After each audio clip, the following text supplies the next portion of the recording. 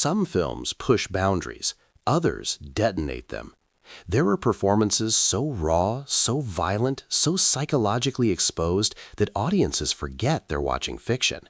Careers don't just rise or fall on talent, they hinge on risk. And sometimes that risk comes wrapped in controversy, outrage, bans, and headlines that refuse to fade. Studios panic, critics divide, viewers walk out, actors defend their choices for decades. These are not safe movies. They are graphic, confrontational, and often uncomfortable by design. Some were accused of going too far. Others were blamed for corrupting culture. A few nearly buried the very stars who dared to make them. But time has a strange way of reframing danger as bravery. Here are 10 movies so graphic they nearly destroyed careers and the performances that survived the fallout. Basic Instinct, 1992. When Basic Instinct premiered, it turned erotic thriller into a cultural battlefield. Directed by Paul Verhoeven, the film blended graphic sexuality with icy violence. Sharon Stone became an instant icon and lightning rod.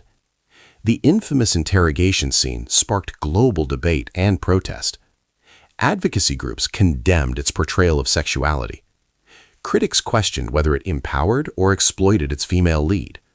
Stone later revealed she hadn't anticipated how exposed she would be in that moment, and the controversy nearly overshadowed her career entirely. While the film was a box office hit, the backlash was relentless. Studios worried about reputational risk. Interviews fixated on a single scene rather than her performance. Over time, Stone reclaimed the narrative, but the graphic intensity of Basic Instinct nearly reduced a layered role to a tabloid headline. Blue Valentine, 2010. Blue Valentine didn't rely on gore, but its emotional explicitness cut just as deeply. Directed by Derek Cianfrance, the film depicted the collapse of a marriage with raw intimacy. Ryan Gosling and Michelle Williams delivered painfully authentic performances that included explicit scenes initially slapped with an NC-17 rating. The rating threatened to limit distribution and damage careers. The actors publicly defended the film's honesty, arguing the intimacy served the story rather than sensationalism. The controversy sparked debate about censorship and artistic realism. While the rating was eventually overturned, the ordeal highlighted how fragile reputations can be when sexuality is portrayed without gloss. Its graphic emotional transparency nearly cost it exposure, but instead it became one of the most respected relationship dramas of its generation. The Brown Bunny, 2003. Few films caused as much festival outrage as The Brown Bunny. Directed by and starring Vincent Gallo, the film culminated in an unsimulated explicit scene that stunned Cannes audiences. Chloe Sevigny faced intense scrutiny for participating. Critics were brutal. Headlines focused on shock value rather than narrative intent. The graphic content overshadowed the film's meditative road movie structure. Sevigny defended the artistic choice, but industry whispers questioned her judgment. The controversy nearly derailed her trajectory at a critical moment. Over time, reassessments have softened initial reactions, viewing it as an experiment in vulnerability rather than mere provocation.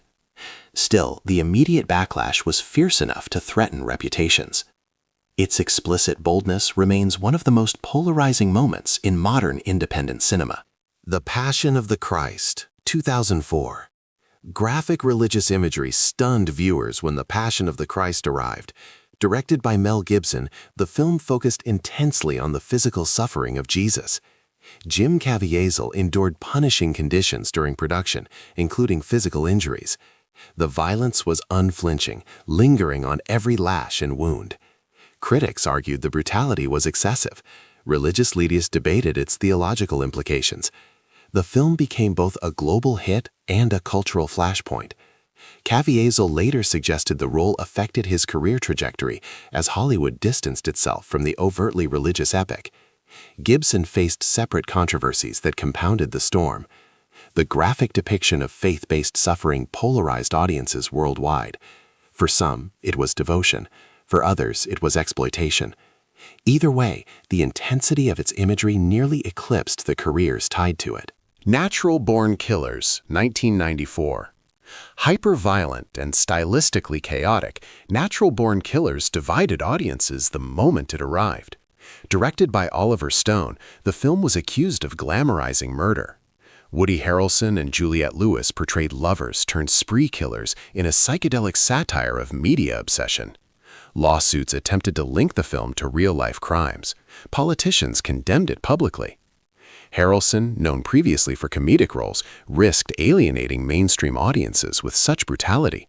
Lewis embraced feral unpredictability, but the graphic violence sparked debate about artistic responsibility. The rapid editing, animated inserts, and relentless bloodshed made it feel like a cultural assault. Though both actors survived and evolved, the controversy threatened to define them as symbols of cinematic excess. The film remains a volatile artifact of 90s provocation.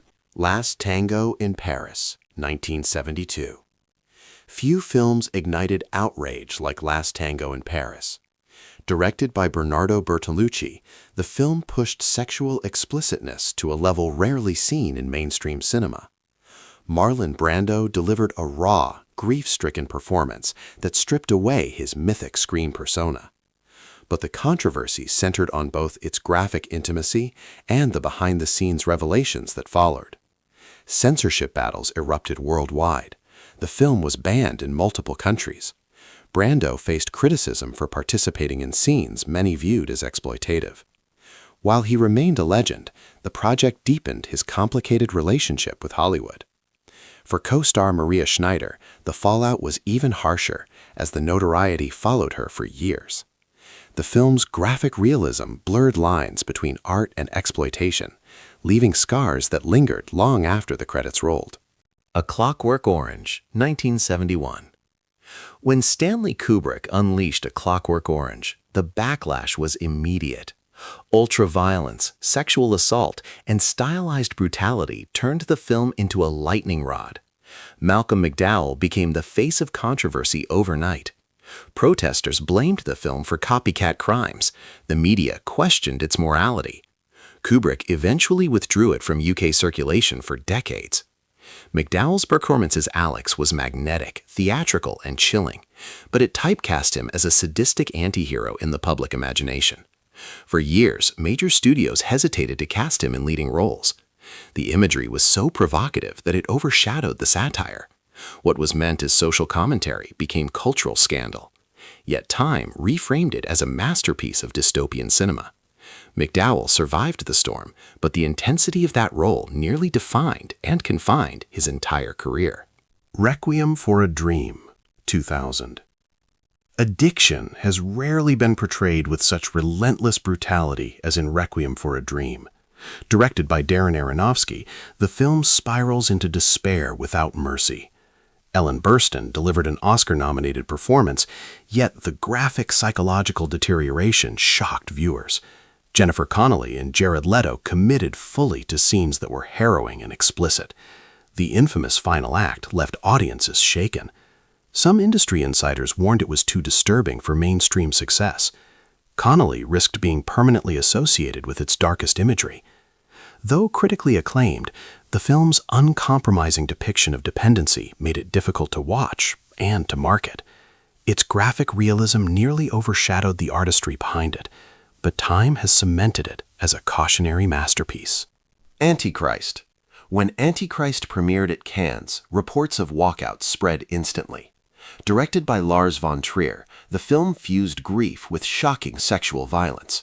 Willem Dafoe and Charlotte Gainsbourg committed to scenes that were both emotionally and physically extreme. Critics labeled it misogynistic, nihilistic, even dangerous.